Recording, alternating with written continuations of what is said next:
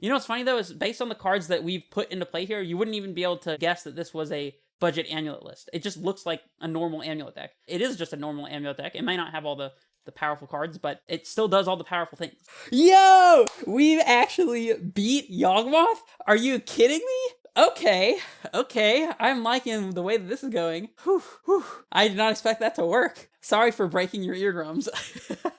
Hello and welcome, guys. Recently, I made a video posting a 30 ticks, a 50 ticks, and a 100 ticks budget amulet list with the goal of being able to allow people who have some financial restrictions to be able to get into Modern, start playing the deck Amulettitan, as my channel is all about playing Amulet, teaching people how to play Amulet, and making it more accessible to the people. And so, in the same spirit of that, today, we're going to be playing that 50 ticks list through a league. Oh, and I should mention, stick around until the end of the video because I will be giving away a full 50 ticks budget list, like you see on screen here, to one random YouTube commenter. At the end of the week after that I post this video to YouTube, I will use a tool to random pick a comment from the comment section. So if you would like to get your name in the drawing, comment on this video and follow me on Twitter so that I can DM you if you happen to receive the giveaway. In order to receive this, you'll obviously need an MTGO account, and if you don't have one, you could always just wait to see if you're gonna end up winning the giveaway to make the account. For the time being, follow me on Twitter, comment down below, and if you do win, I'll reach out to you via Twitter DMs in order to get your MTGO username and set up a time that I can arrange to give this deck to you. And I'm actually not the first person to play a list similar to this through League, however. Somebody already beat me to it, and that person is Davius Minimus on Twitch and on Twitter. And so I'll leave a link to their VOD and their Twitter in the in the description below on the video if you're watching this on YouTube. So the list that Davius has played is kind of a mixture between the 50 and 100 ticks because he was able to add a little bit additional budget to it. And so he did make some changes, but it's very similar. And for my purposes, I didn't want to go straight to the cheapest list or straight to the most expensive list because I feel like that's not going to be representative of what people who are actually going to pick up these lists and play them through a league will look like. I don't want to go straight for either of the extremes, so I'm going to go smack in the middle with the list you see on screen here. Let's talk about what it is that this list is doing that regular Amulettitan lists, the fully, decked out lists are playing. The first thing that you'll notice is a lack of a couple high value / more expensive cards, and that'll include cards like the One Ring, Endurance that would usually be on the sideboard, a couple copies of Boseiju Who Endures, which is a way for us to interact with problematic like enchantments and artifacts and lands. Those cards unfortunately fall outside of the budget, and those are the main losses, in addition to the card Urza's Saga, which is obviously a card that increases the consistency of our Amulet game plan. However, the whole reason I even made this series of deck lists is to prove that you don't actually need all of those super expensive cards to play Amulet and do relatively well with it. And I think that we'll see that to be true. I know Davius is 7-3 with the list, and I did watch through the VOD that was available on Twitch, and it seemed like the list is working as intended. Of course, there's going to be some losses to not having the increased consistency of Saga, not having access to Boseiju and Endurance. There are definitely matchups where those will become important, and we'll probably end up seeing that over the course of the league. However, rather than talk about what we don't have, let's talk about what the budget list will give us access to. The first thing is 4 copies of Castle Garenbrig. This is not a card that Amulet typically plays anymore, mainly because we don't have the space. When we want to be playing Cavern of Souls, as many basic forests as we possibly can, a couple Mycosynth Gardens, Boseijus, maybe a mainboard Bajuka Bog, maybe sideboard, things like that, like the room in the deck becomes very sparse, and Castle Garenbrig is not a bad land. In fact, it's a very, very good land, but it just doesn't stack up to the other options that we have available. But obviously, if we're not playing Urza's Saga, another card that increases the consistency of our Titan turns, Garenbrig helping us speed up a turn and pairing very well with things like Dryad, really helps out. And it's also not weak to hate, like enchantment hate, like Force of Vigor or Terra Sunder against the Mirror, things like that. So Garenbrig actually helps us play around a little bit and replaces the little bit of oomph that we would get from Urza's Saga. Is it better than Urza's Saga? Obviously not. We have a little bit of a lack of a B game plan with the construct armies, so that can definitely come up and be relevant. But Castle Garenbrig is not really so much of a downgrade. In fact, it's kind of a luxury to be able to play this land, so I'm very happy to include that. And then, like I said, the only other card that's really missing in the main board would be Boseiju, which we're just playing more basic forests and caverns.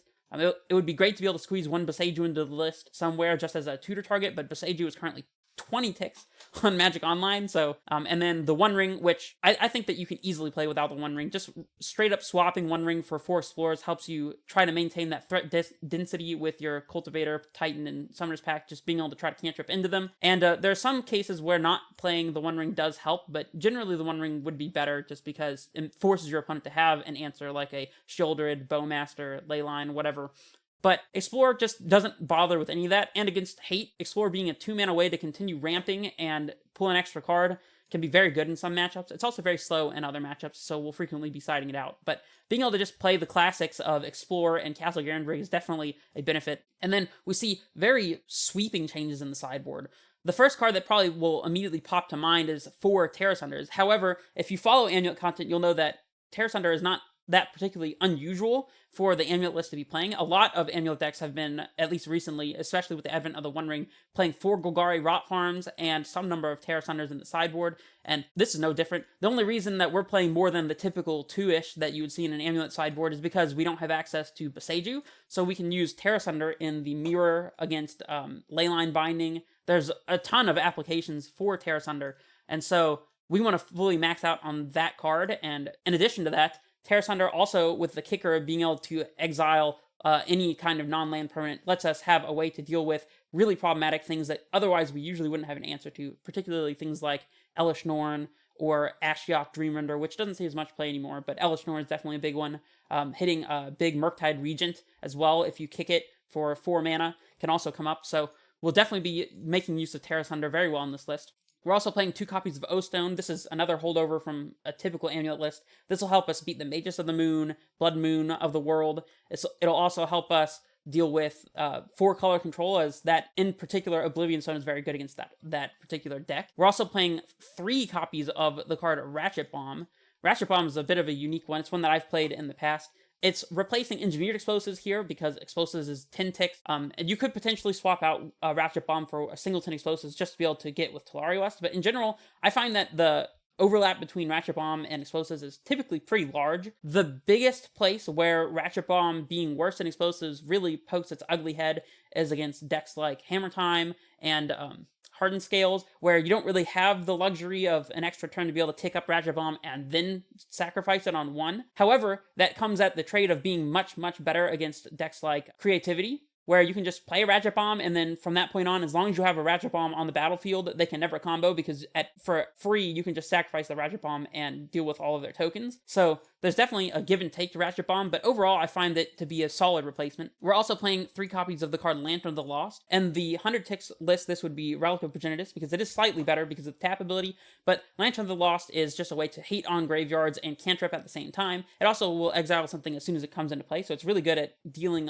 with, like, early Delirium against, like, Murktide. It'll hit, like, random things that really matter from the graveyard, like Croxos or whatever, but in general, this is just a one-time exile all graveyards, draw a card effect, and the reason why it's important that it draws a card is because that makes it useful in matchups that the graveyard is only of kind of marginal, like, on the side importance, but where you don't really want to spend a whole card dealing with their graveyard, like a Tormod's Crypt, but if that card also happens to cantrip, like Lantern of the Lost or Relic, then you can bring that card in the matchup, and particular decks like Murktide are where you would want this effect, but you can't really afford to spend a card on it. So that's why we're playing 3 copies of this one. Obviously, Relic would be a little bit better, but for a budget alternative, Lantern of the Lost definitely does work. And then we're playing 2 copies of Hydroid Krasis. This is one that I have seen the streamer and Amulet player Mistaken playing a lot, and the idea is that you can use Krasis to draw into your Oblivion Stones in the 4-color matchups. Krasis plays very well around counterspells, since if they counter the Krasis, you still get the Sphinx's Revelation trigger, and it's just an additional threat that we can bring in the grindy matchups, so we'll probably be bringing this in against discard spell decks as well. And then a singleton Pithing Needle just to round out the sideboard.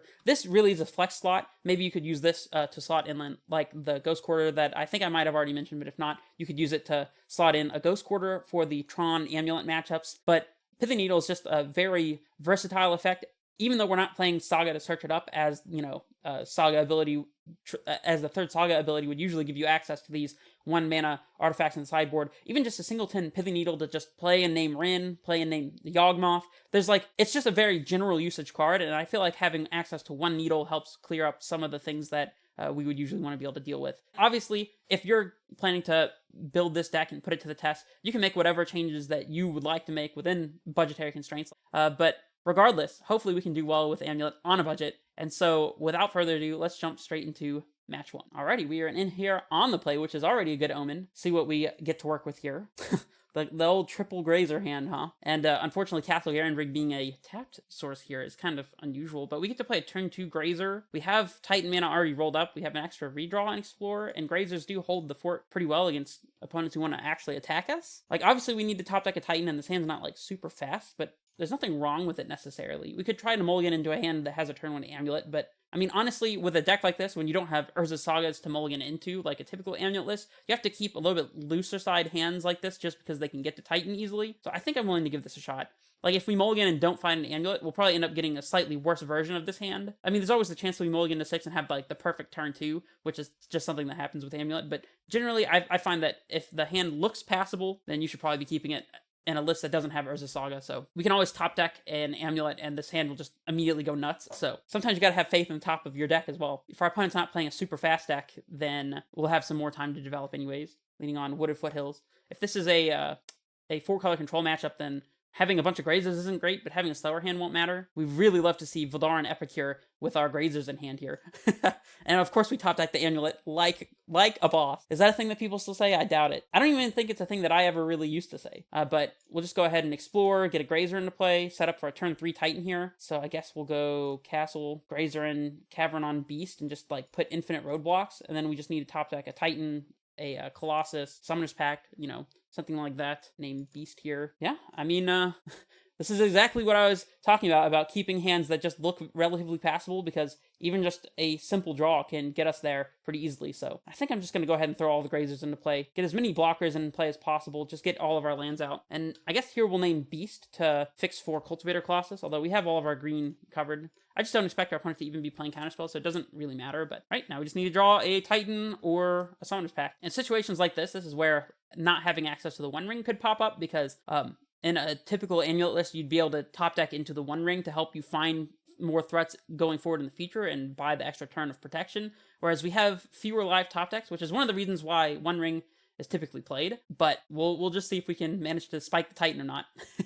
You know what's funny though, is based on the cards that we've put into play here, you wouldn't even be able to guess that this was a budget Amulet list. It just looks like a normal Amulet deck, which is one of the points behind even making the list in the first place, is to show that it is just a normal Amulet deck. It may not have all the powerful cards, but it still does all the powerful things. How many game matches did we just take on our turn 2 there?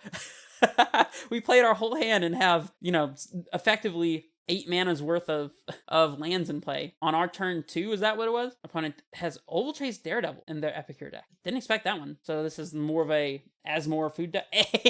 And we spike the Titan.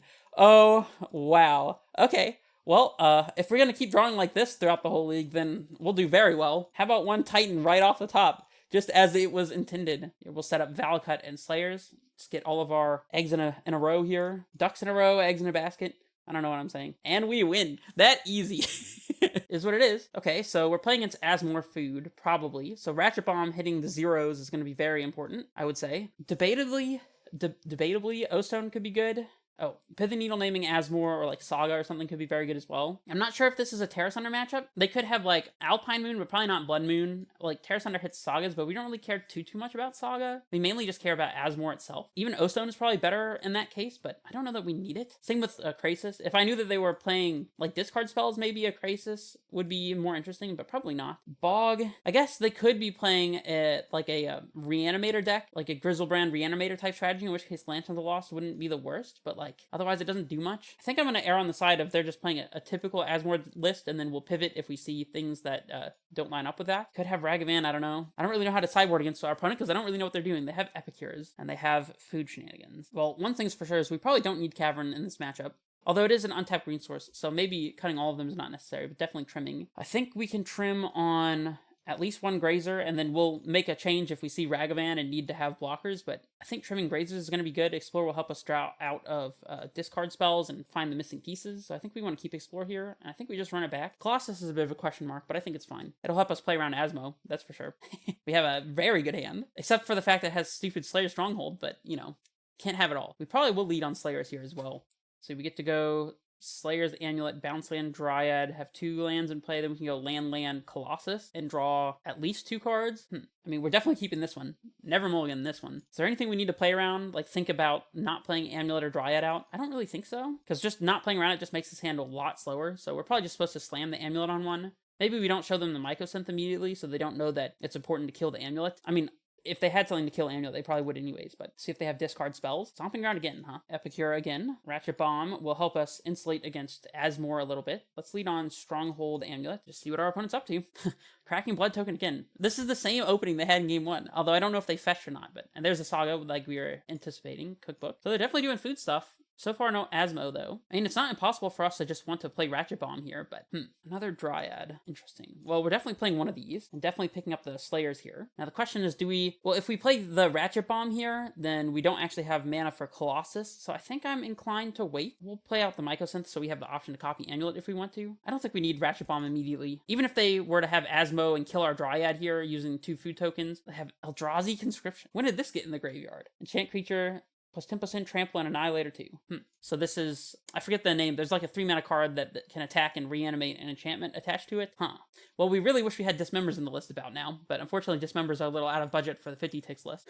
I guess maybe now we want to bring in those lanterns, huh? We also might just have lethal this upcoming turn, so against Eldrazi Conscription, and I think it's like Stormcaller Herald or something like that. Ooh, Alpine, I guess naming Mycosynth? Yep. Well, that makes our Cultivator turn a little less insane, but still good. They have 2 cards, and we know one of them is the Daredevil they're going to keep getting back. So they only have 1 more card plus the Saga, so not super concerned here. Can also Ratchet Bomb to kill all the zeros if we need to. Valakut's a great pickup. So I guess now we're just slamming Cultivator. We can even haste Cultivator here if we really want to. That's kind of hilarious, not gonna lie. I'm gonna pick up the white source so that we don't have to fix the Dryad if we don't need to. All right, just more lands off the top. A Summoner's Pact is fantastic. I think we just win now, to be honest. I think we have already sealed the game. Okay. Unfortunately, we have to tap our Stronghold here. I guess, what can we do here? We could Azusa, so we could tap 3 Azusa, play land, activate Garenbrigand, Titan, and not have to Vesuva the Stronghold, which I guess is what we want to do. Yep, win the match. Sounds about right. All right, well, let's just jump in here for match 2. On the play again, love that. Ooh, very weird hand. We have in this list, you basically keep any hand that has turn 1 Amulet and any semblance of a quick Titan, so we're definitely keeping this. The question is how we sequence it, because having Garrison in hand is really unfortunate. There's a chance that we just pack for Azusa on turn 2 here, assuming that we can pay for everything. Maybe not. We could also just play like Cavern, and we have 4 or 5. Any +1 ramp spell or Amulet gets us to Titan on turn 3. Opponent could be playing Murktide, it seems. By the way, I should mention, I had the option to run this through a standard league or a friendly league, and I actually just jumped straight into the competitive leagues for the full value, just to show what this deck can do against real, legitimate decks. Again, if we're going to keep drawing like this, we're going to be fine. Nothing to worry about. And definitely playing the Dryad out here before Counterspell can ruin our day. Of course, we do have Cavernous Souls, but our opponent doesn't need to know that. Although, guess we play Forest here, and then next turn we can go Cavern Naming Giant straight into Simic Growth Chamber, and they won't get the chance to answer our Dryad. Plus, we have Natural Titan, so that's why Cavernous Souls is in these lists, by the way. Is I find it to be the most impactful card you can have against Control and Murktide decks in general, plus answers to Blood Moon in the sideboard. So, like, I think it's way better to have something like Cavernous Souls than it is like sideboard Veil of Summer, though it could be debatable. Plus, we need the extra untapped green sources in the main. We only have 8, and honestly, 8 is probably about what Amulet lists usually play. It's like 2 Besajus, 2 Caverns, 4 Forests, or something like that. But the more untapped green sources on one, the better. Oh, and it looks like we're playing against a Death Shadow deck as opposed to just straight up blue-red Murktide. Probably worse for us, to be honest, but, you know, we'll deal with it. Mainboard Bog is going to come in clutch here. Assuming we ever get there. No guarantee on that. Oh, wait, they don't have Delirium. They were just, like, hoping. Oh, they have the second bolt. Second damage effect, I should say. Okay, and now they have Delirium. I guess that makes sense. Castle Garenbrig, huh? No, we definitely want to play Cavern on Giant here because we're never not making an uncounterable Titan here, so. And since we already have Summoner's Pact as a backup, maybe we get like Bajuka Bog, Talaria West? Unless they play a second Channeler, in which case they can very easily refill their graveyard, so we probably just ignore Delirium at that point. Thoughtseize. Okay, well, they're going to take Titan here, and so we want to unyield in case... Well, I mean, I was going to say we want to unyield in case they have Inquisition, but they probably don't with Steam Mints up. They mill over Ragavan. Good information to have. So we see Iterations, Baubles, Murktide Regent, which is not one you would typically see in Grixis Shadow for them to just be playing Murktide. Unusual. Definitely a fantastic matchup for our Lantern of the Lost. See if they have Spell Pierce, I guess, for our Summoner's Pact. Amulet. Interesting. Okay, let's Pact here and see what happens. They have the Spell Pierce. We probably do have to pay and just get Thought Seized again, potentially, is what it is. We'll have a better game, too, against them with Krasis in the mix and ways to interact with their graveyard to make Unholy Heat not as good. In game 1, we kind of just have to do what we can. Definitely do have to just pay here, though, sadly. Amulet might end up having been a key top deck. Definitely getting Titan here. We play Amulet and then a green source, so we can pay for our Pact. If we were to see Kolaghan's Command, then maybe we don't play out the Amulet there. I mean, I guess we're going to need all of the mana we can get to cast Titan this upcoming turn regardless, so maybe it's fine and we just lose to Kolaghan's Command, but it's only because we have to pay for Pact. But now we need to top deck a Dryad, Azusa, third Amulet, something like that. Our opponent's iterationing to try to hit another land drop, find some interaction. They do find the Bloodstained Mire. Okay. I mean, we're still not necessarily dead if we don't cast Titan this upcoming turn, but then our opponent will have all of their mana available to interact. So if only we could keep the Garenbrig untapped here, that would actually be Titan mana. It's all right, though. T-West. So I guess we transmute this for Summoner's Pact. Actually, if we do that, can we even just cast Titan this turn? We make 5, leave 2 floating, T-West for Grazer. Now we'd be a 1 short anyways. Okay, right. So we'll make do with what we got. Definitely keeping Bounce Land in hand. Very close game. I feel like we're probably unfavored here, but you never know. Get Pact and pass it back. Play around a discard spell or a single counter spell, maybe. We'll have 6, 7, 8, 9, 10. So a +1 ramp spell, like a Dryad or a Azusa, again. And anything that ramps basically lets us get to double Titan this upcoming turn. So, Bowmasters. It's 2, 5 damage, and we're going to be down to 7. Not quite dead yet. Probably dead to a bolt, though. Second Bowmasters is lethal, too, I think. Very close. Very close. Still have not seen Death Shadow. It looks like this is like Grixis Shadow, Oh, no, there's the Shadows. Okay, so they do have Shadow, which is extremely important information to have. We're going to be bringing Ratchet Bombs for this one, and these.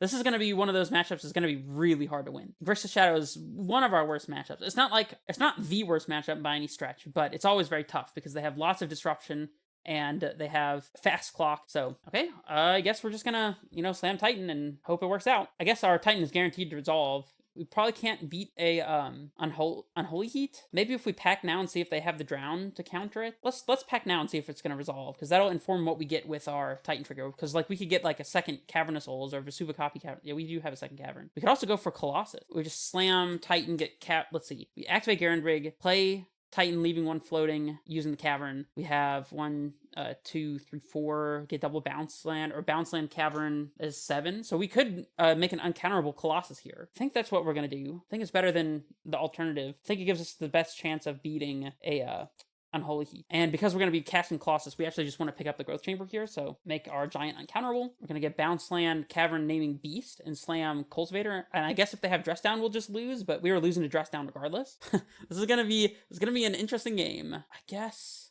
I don't know if it matters what Bounce Land we get. I think I want to leave the Sanctuary on deck in case we do end up double striking something here, so let's just go Simic and Cavern, naming Beast. Oh, that's right, we have double Amulet. I forgot that we have even more mana than... I was almost thinking that we were operating under 1 Amulet conditions here. So pretty well set here to make a uncounterable for Beast. And I kind of think we want to pick up Boros Garrison and put it into play in case we top deck Slayer Stronghold off of our Cultivator draws. So let's see. That's exactly 6 right now. So 7, 8, 9, so we can leave... I guess we don't need to leave red-white floating. Interesting. No, we don't need the red-white, so let's just tap our Cavern again. That should be fine. All right, here's a Cultivator to draw 3 cards with double Amulet. See where we can go from here. We might be stringing this win together, thanks to having these Caverns in the budget list. Grazer, Explorer, Talari West is fantastic. I feel like we were probably pretty well set to win then. I totally forgot about Orcish Bowmasters. Definitely should have gone for second Titan there. Oops. You know what? Okay, that's just hilarious. I totally forgot that was a card they had in play. Overthought it. Should have gone for a second Titan. That's all right. It's all right. All right, we want the Lanterns on Ratchet Bombs. We want the Crasises. They're a little bit better against Bowmasters than Cultivator, huh? Oblivion Stone doesn't seem horrible. We can trim packs because they have... we're bringing in extra threats, and they have counter spells like Drown the Lock, Spell Pierce for these. Although, honestly, having a couple extra against discard is nice. Maybe O-Stone's a little much, but 1 O-Stone seems fine.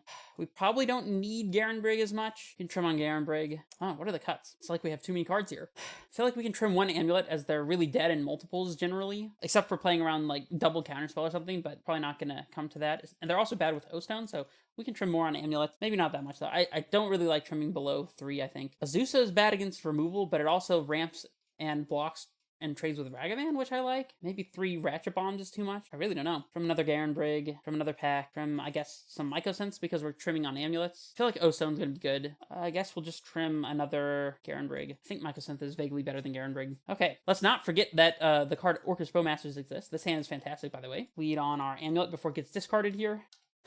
just playing into the Bowmasters there was that was something. We probably won that game if we got second Titan, by the way. Just saying.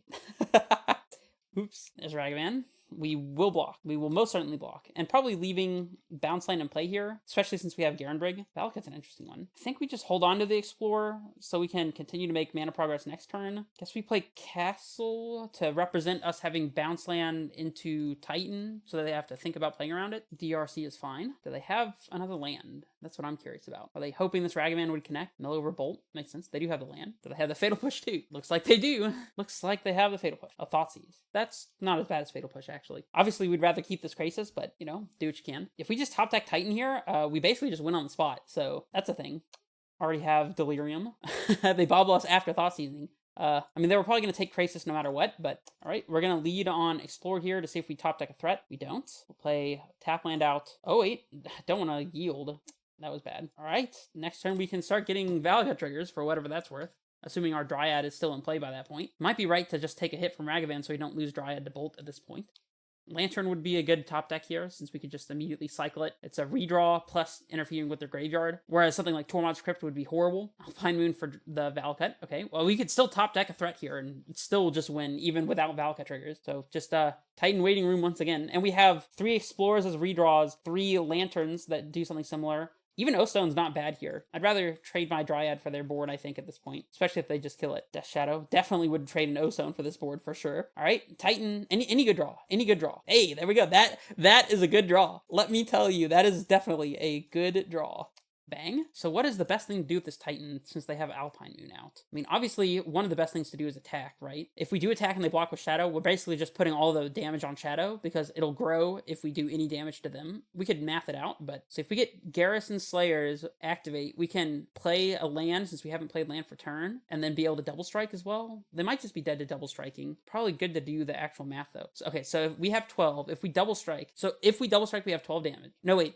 It's 16 because of the +2. So we would do, on first strike, we would have to split 8 damage. So we could do 6 to the Shadow, 2 to them, put them to 7. They also have Ragavan. I think we just have lethal here by playing into the Sunhome line. Pretty sure this just works. We have to be very careful with how we split the damage so our Titan doesn't die at the Shadow, though. Strange situation. Paste this one. Guess it doesn't really matter what we pick up. Think I'm picking up Bounce Land here in case we were to ever unlock our Valakut somehow. We'll play Forest, attack, get Sunhome, something. I think we attack with the Dryad here too, to be honest. Oh, and we won. Okay. O-Stone's still not looking horrible here, but I don't know that we need it really. I don't want Terra Sunder just for their Alpine Moons. I guess if we were to cast out on 4, we could exile a Shadow, but we have much better ways of dealing with Shadow, so they have Ragavan, so we definitely want the Grazers. Could maybe trim an Explorer too against Spell Pierces, and, I mean, Oblivion Stone's also bad against Spell Pierce, though. Honestly, I kind of think we just run it back. I'm just gonna run it back. Second O-Stone could be good, but we'll not sweat it too much. To think, if I had played correctly in Game 1, we'd actually be 2-0 right now. Definitely keeping this. A little awkward if they lead on Ragavan, but we could always just top deck Grazer, so don't Ragavan. You don't want to have Ragavan. You never play Ragavan here. Grazer off the top. One time, Grazer. Also, in the regular Amulet sideboard, there's like 3 or 4 Dismembers, and Dismember also helps you deal with turn 1 Ragavan, so you'd have Dismember plus Grazer to play on turn 1 to stop this from running away with the game, but unfortunately on the budget list, we don't have access to that. So instead, we just get to play Cavern. They probably don't play Counterspell. They probably play... they also don't have mana for Counterspell. I mean, I guess Ragavan fixes, but maybe we don't want Cavern on Dryad in play, though. Let's go with Mycosynth. We might just want a Cavern naming Giant. It's going to be a hard one to win, since they have the turn 1 Ragavan and we don't have the answer. Thoughtseize, okay. And by okay, I mean... but, you know, fine. I'm only dying inside, not outside. You can't tell. Ragavan snowballing. It begins. Let's see if they hit a Explorer or something they can cast. Forest. Well, I did not want to draw that one, so I'm glad it's gone. Thank you, Grazer. Okay, so we Grazer here. We can probably transmute TOS if we do it right. Float, leave blue colorless floating, put in Bounce Land. I think the only way to transmute here is to do that. Or say we instead copy our Amulet here and leave a green floating, and then Grazer in Growth Chamber and transmute. Then we have Titan with double Amulet this upcoming turn. I think that's going to be the play, to be honest. If they have a way to destroy our Amulet, then so be it. But this is what I'm going for. Oh, we have to bounce our growth chamber here. That's kind of interesting. We don't have Titan next turn because I forgot that we wouldn't have a bounce land in play. Probably still transmute for Summoner's Pact regardless and just hope to top deck a ramp spell. Yeah, I think there's no reason not to get the Summoner's Pact here, other than them having another discard spell, but I'm not playing around it. This is one of the situations where top decking Dryad actually would not get us to Titan, but, you know, we're working with what we got. If we fetch Pact here, we can draw a threat that we can cast that's relevant. We can draw Grazer, we can draw Azusa, we can draw Titan. Ooh, they have Bolt. That sucks. Well, Grazer's help was a little short-lived there, but see what they exile. Forest. Gigi, keep exiling forests, because I really don't want to draw those. Cavern. Okay, well, I guess we're playing... what the heck just happened there? I guess we're playing Cavern on Giant and passing it back and just continuing to let Ragavan do its thing. We have Titan in 2 turns now if we draw nothing. They probably have Drown the Lock as well. They have 4 cards, 3 of which they didn't play last turn, so not looking great for us. Could be Terminate, could be Unholy Heat, could be Counterspells. Oh, they have Lantern of the Lost. I wonder if they play that. I don't know. They do. Okay. I mean, I guess it's worth the card, so they might as well. It's weird that it'll exile their graveyard, though, if they activate it. They just go for it anyways, though. No Delirium, I guess. Yeah, they might be thinking better of it. They thought better of it. All right, we're going to play Cavern Naming Beast, I guess. So we could set up Cultivator Colossus, potentially. I think we sided out Colossus, though. I mean, Beast still covers Hydroid Crisis, though, so it's fine. They did pop Lantern. So no Delirium for them, I guess. The world's slowest Ragavan game ever. They just casually have, 6 mana over there, though. If they hit a Titan, they could cast it. They shouldn't, by the way, because they would just lose, but they could. They could also have Subtlety, Bolt. Did they bolt themselves? They bolted themselves to get Shadow into play.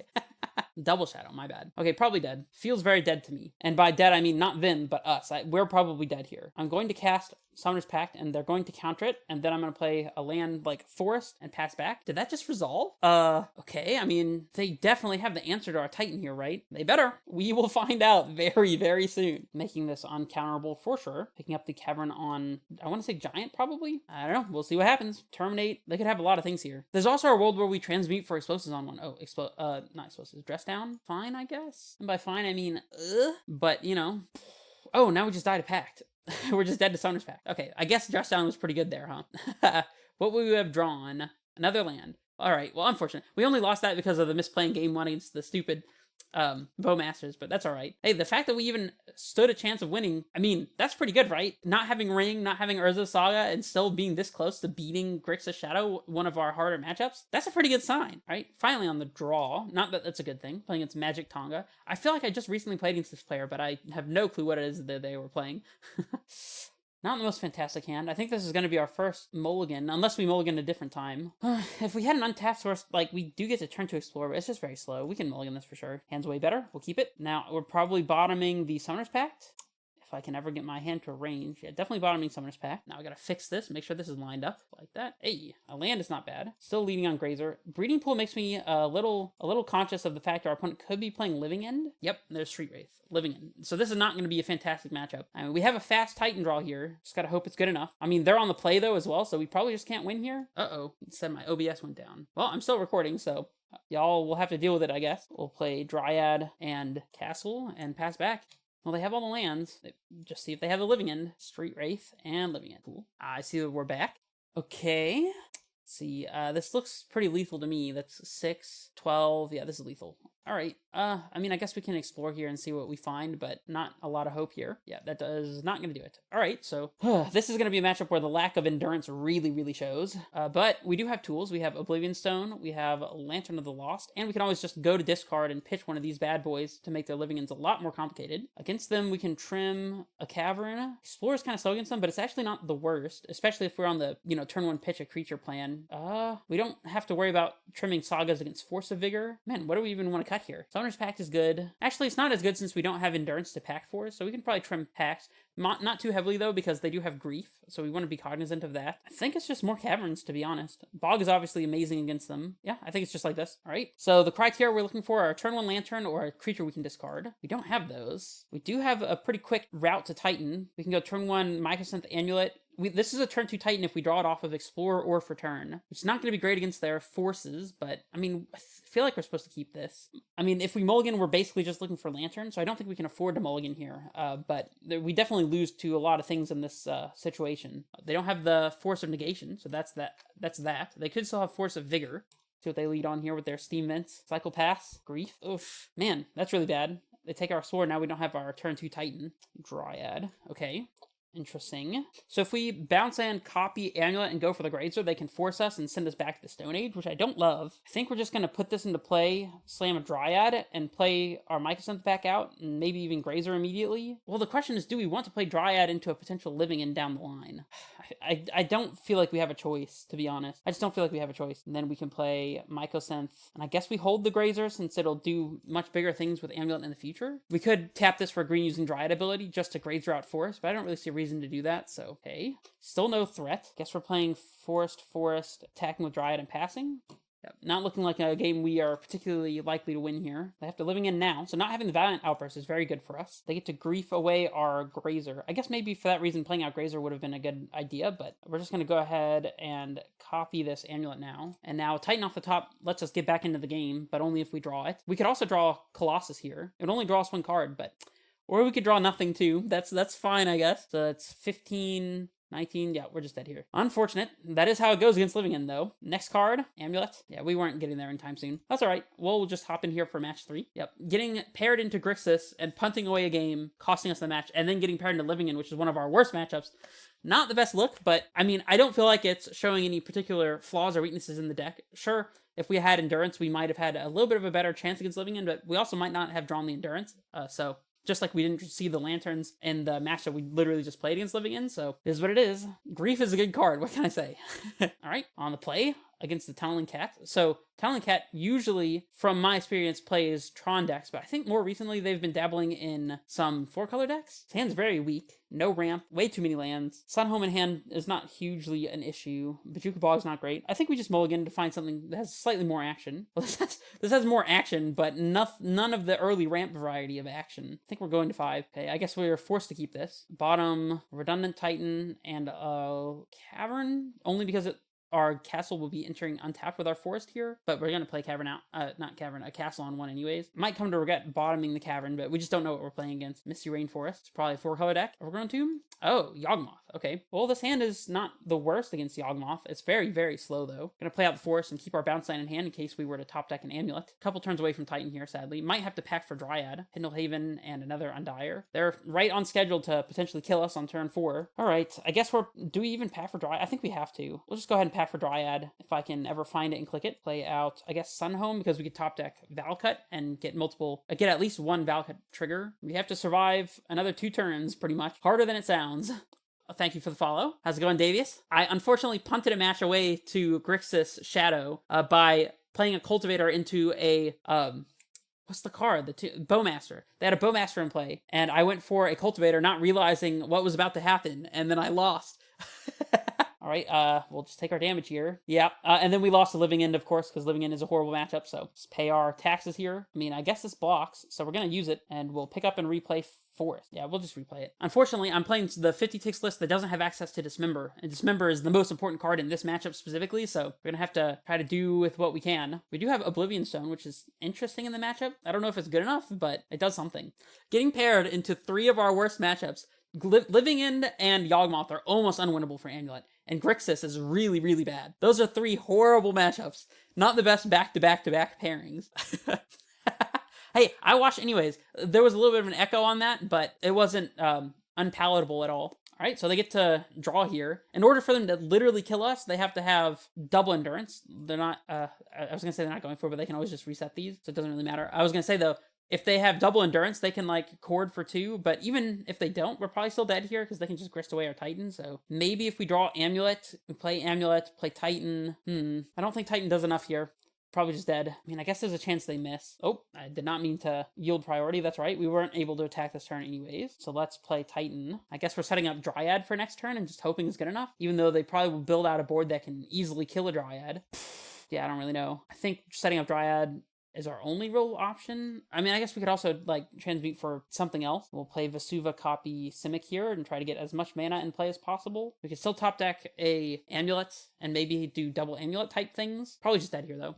The key thing here was they had the Boseiju for our Dryad. Without that, I think we would have won this game, unfortunately. Yep, and here's the chord for 2. We're going to let this resolve, and they're going to show us the Blood Artist or Zulaport, and then we'll just lose. For those of you who are not aware, they just bounce the counter between these 2 creatures, and they keep coming back from the graveyard, and every time one dies, we take damage from Zulaport, so we're just dead. So we'll scoop it up to our opponent, out of respect. Yep, Boseiju's very, very good. Honestly, it would be really nice to even have access to 1 Boseiju. We get Pithing Needle for this matchup, which is hilarious. It would be nice to have access to even 1 Boseiju in the list, but they're 20 ticks. It's so expensive. I mean, it's very good, but it's very expensive. The Lantern, I guess, can exile an Undying creature, but I don't know that makes it good enough. I guess Terra Sunder Kicked can exile a Yawgmoth for whatever it's worth. Probably not good enough. Ratchet Bomb's slow, but it kills their 1-drops. I think I like a couple of Ratchet Bombs, but not all of them. O-Stone does something, which is better than nothing. Explorer's good against Thoughtseize, I guess, but it's also kind of slow. We can trim on it. Fog doesn't matter. Cavern doesn't matter. Probably just 2 Caverns. I think this is the best we can do. No Dismembers really hurts here. We have 1 Colossus to play around Necromentia. All right, I mean, we're going to keep this. We would like to top deck a 3-drop or something interactive, but we're definitely keeping this. Explore could be better than Grazer, except for the fact that Grazer actually lets us get +1 mana in the case that we have drawn an Amulet, and ramping out a Titan as fast as possible is extremely important against them to get underneath Necromentia and get them before they combo. Whereas, like, for example, in this game, having a turn 1 Grazer would have been way better than having a turn 2 Explorer. Here we could pack Azusa, I guess, or just go ahead and pack Dryad. I think packing Dryad is not horrible here. I think we're going with the same the same scheme that we went with in game 1.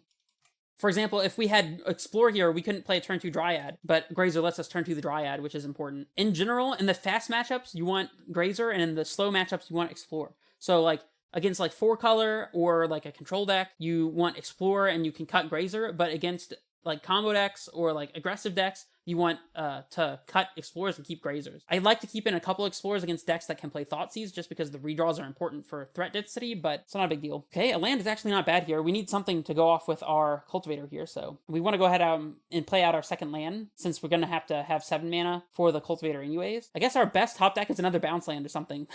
I'm attacking. Can't stop me. Take 2. Any land off the top is actually good for us. I guess Amulet is actually a really good top deck too. We could play Amulet, copy Amulet, play bounce land, slam Cultivator, and just hope to top deck a billion lands off the top. That could work too. Our opponent's holding up Cord, and we found a land, so I guess we're just doing this. We would like to find Valcut in our Cultivator draws.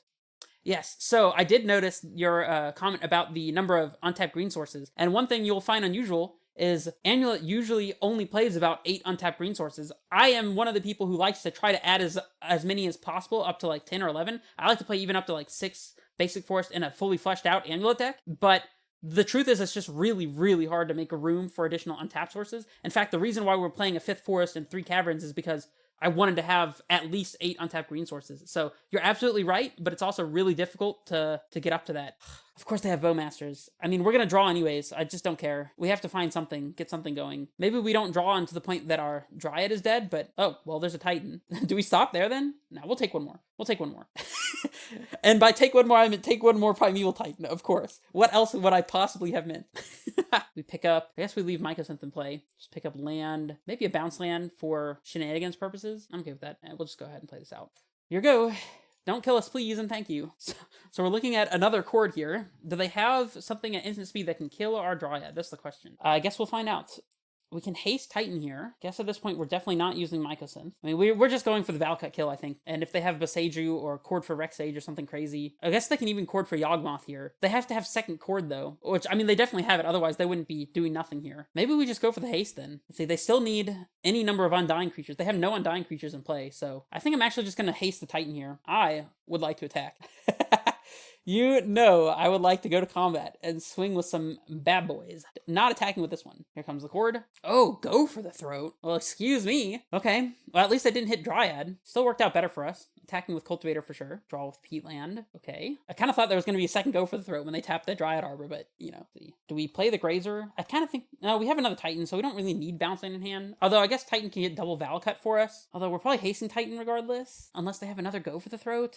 I think I'm going to play it safe and just Grazer here. I can't really see a reason why we'd want to not Grazer, so we can keep the Forest in hand, I guess, for an extra set of Valakut triggers, though. Just max mana probably is important here. See how dead we are here. Agatha's Soul Cauldron. It's a new one in Yogg, not one you see a lot, but it has some combos with like Walking Ballista and things like that. If you would like to know more about that, there is a channel from a guy who used to play a lot of Yogg. He's been branching out his content a bit more, but his name is Control for Days, where he did a video on all the combos that you can play in Yogg with Agatha's Soul Cauldron, so look him up.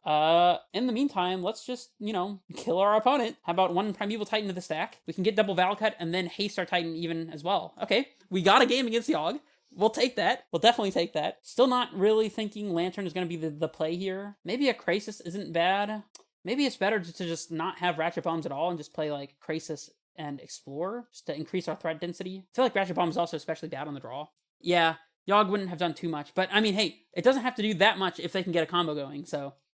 We have the world's worst hand on the planet, Mulligan. All right, this hand's stunningly slow, but we definitely keep this, because going to 5 probably is not doing it. Bottom this, I guess? Seems fine. Hopefully Ostone... Oh, they lead on Dryad Arbor. Okay, Grazer was like the best possible top. This is why we keep Grazers in over Explorer, by the way. This is the reason. You're seeing it right now. Okay, so we're almost in turn 3 Titan territory here, thanks to that top deck. That's great. We can play turn 2 Oblivion Stone if we'd like. Okay, well, we have the turn 3 Titan lined up here, although we're going to save the Garenbrig so they don't know about it. This also might find us another threat in case they have...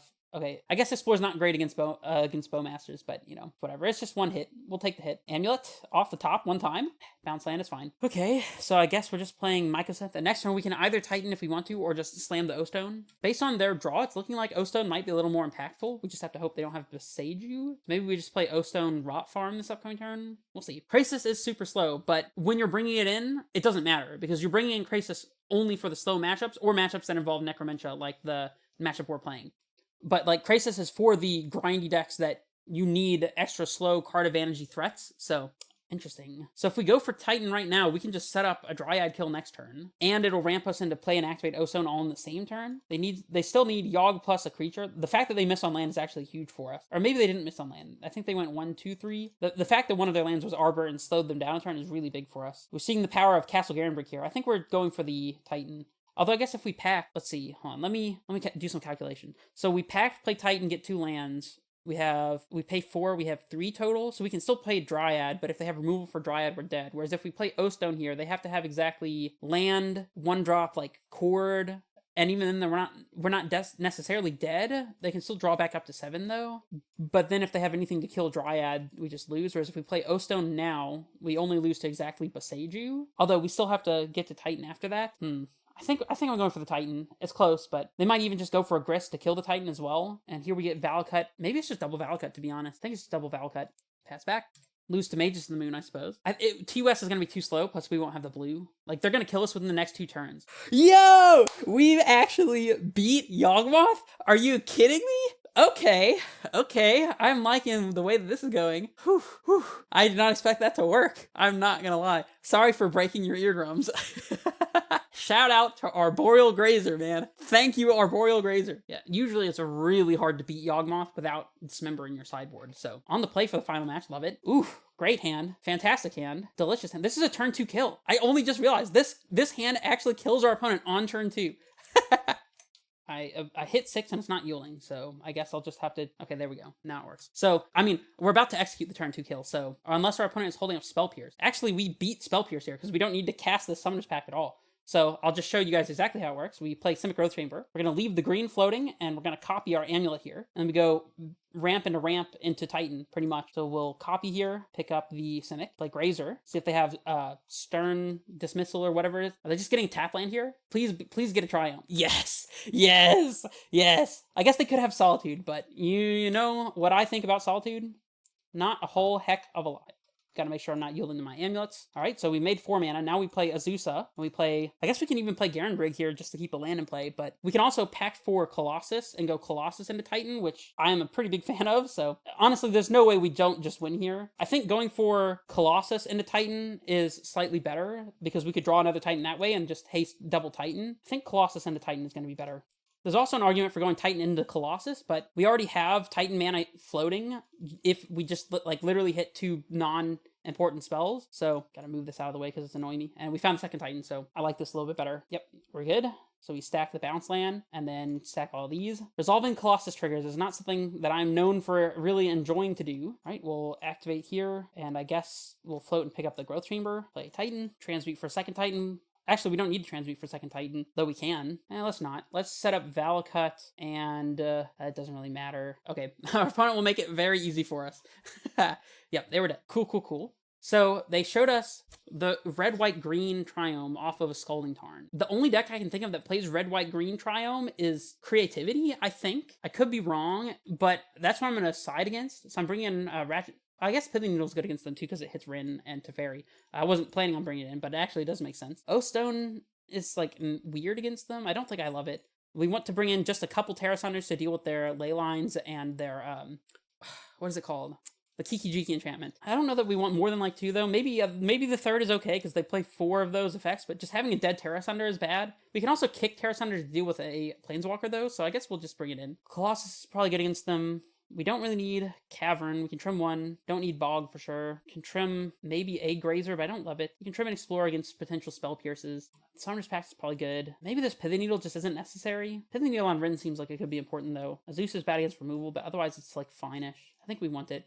Let's just not bring in the third tear. Mycosynth helps us play around like Prismatic Ending and Leyline on Amulet if we just don't activate it. So probably try and Explore. Maybe Colossus is a little unnecessary. It helps us play around Leylines though. Just another Cavern and maybe 1 Grazer. All right, interesting hand. We'll keep this for sure. They mold a 5. I don't know what that means. I mean, it probably just means we're going to be doing pretty well here, but Slayers. So I don't know if we want to play Amulet into Prismatic Ending here. Although I guess if they ending Amulet, they're not ending a Ratchet Bomb. And we can still play Amulet into Castle Garenbrig Grazer this upcoming turn, even if they kill this one. So I guess I don't care that much. Close though. Steam Mints. Binding. Yep, so we were worried about them having something to kill our Amulet, but I think it's better they hit the Amulet than Ratchet Bomb, assuming that they're playing Creativity. So we play Amulet, Castle, Grazer here. I mean, I guess we can play Ratchet Bomb immediately if we put Bounce Land into play. We don't really lose anything. Let's just go ahead and get it out of the way. I feel like getting this into play earlier rather than later is better. Oh. Have to click each individual mana, of course. Pass it back. If we top deck a Titan, we can still play it. Ridden 6, okay. If we top deck Titan, we can still play Titan off the Growth Chamber, but we won't be able to haste since the Slayers is in hand.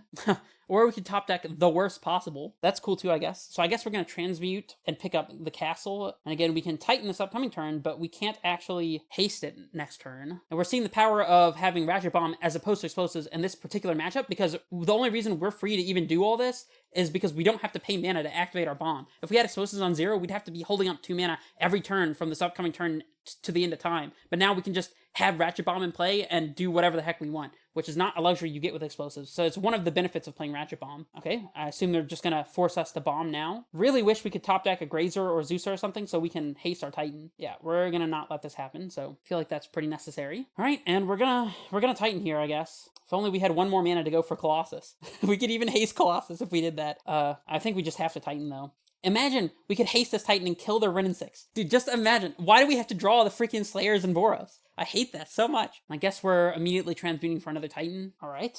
And now we pass it back. This also lets us pack for a Dryad and kill them with Valakut triggers, I guess. See if they have Creativity numero dos. It seems like they might. We might be winning this game thanks to Ratchet Bomb. Or they don't. Or maybe they're just doing this so they can get the F6 value. Terrastodon. Okay. Now we just lose to Pact, I guess? Okay. That was a pretty nice hit. You know, that does happen. That was crazy. Okay, do we want O-Stone against them? Oh, also, I didn't mention this before, but this makes the 4th horrible matchup in a row. Not only is Grixis a bad matchup, Yogg is nearly unwinnable, Living In is nearly unwinnable, Creativity is also nearly unwinnable. These are all horrible matchups. How do we get the worst freaking gamut of matchups here? Okay, I kind of feel like we want an extra Grazer, but maybe not on the play, maybe it doesn't matter as much, but just having a turn 2 creature seems like it could be important. I think I like this, and maybe we trim Explorer. I don't love it though. Let's just get, I don't know, bringing in a Grazer and cutting a green source doesn't really make a lot of sense though. Maybe we could trim 1 castle. I don't love that though, but it's fine. We'll trim a castle and bring in Grazer. Very small potatoes. It probably won't end up mattering, but okay, this hand's good. Now the question is when we cast our Amulet. We probably just go turn 1 Amulet here because we can copy it on turn 2 immediately and play around Leyline Binding or Prismatic Ending, but not like 2 copies of that effect. We'll lead on Mycosynth the Amulet and just really hope they don't have exactly Prismatic Ending, which they do sometimes play. It's not super common, but Yep, there we go. Tap land. Okay, dodge prismatic. Oh, that's a good one. So I guess we're killing them this upcoming turn, assuming they have nothing. Maybe not a good assumption, but if that were the case, like Dryad, and I guess Castle?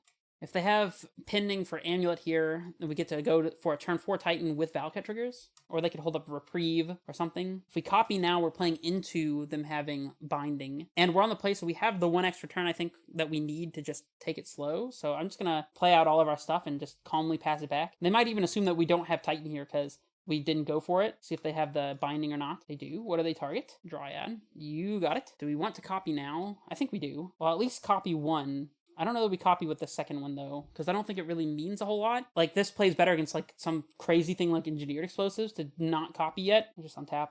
Dryad, huh? Dryad, you say? Okay, well, I mean, I guess that one is free to play. Technically, it's +1 mana. See if they have Boseiju here. No? Okay. Now, here it would be really nice to have access to at least 1 Boseiju in the deck, so we could Boseiju a Leyline Binding after searching for the Boseiju in a bounce land, like with Titan or something. Maybe won't matter, though. See if they have Reprieve for this. Seems like they don't. Okay, well, we're just going for it, I guess. Float our mana before, and we'll pact and see if it resolves, I guess, before doing anything else. I don't know how we could play around Binding here. Maybe we play around Binding by getting Cultivator. If they have Reprieve, we're going to be in bad shape either way. I think Cultivator is safest, but like Titan actually goes for the win, whereas Cultivator kind of just hopes and prays we draw something. We could pick up Castle Garenbrig, and then we'll have 4 mana. So if we top deck land plus Titan in our multiple draws, which is not super unlikely, then we can play a Titan afterwards. It's risky. We could also top deck a Valakut to go with our Dryad off of our Cultivator draws.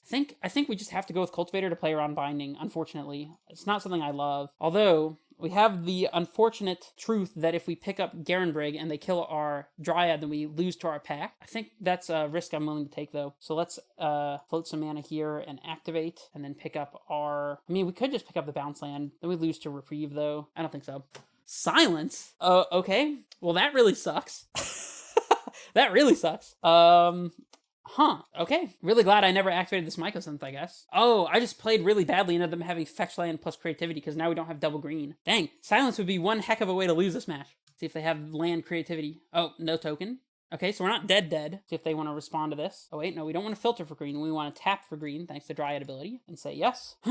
Think we're just playing out our hand. Do you play this one too? I guess so. Lets us copy Amulet if we need to. Very lucky they didn't have creativity there. And it looks like going for the Cultivator would have worked out, because we would have hit the pact as well. Prismari, just to make a treasure and draw and discard. If they have the creativity, we're going to be in a lot of trouble.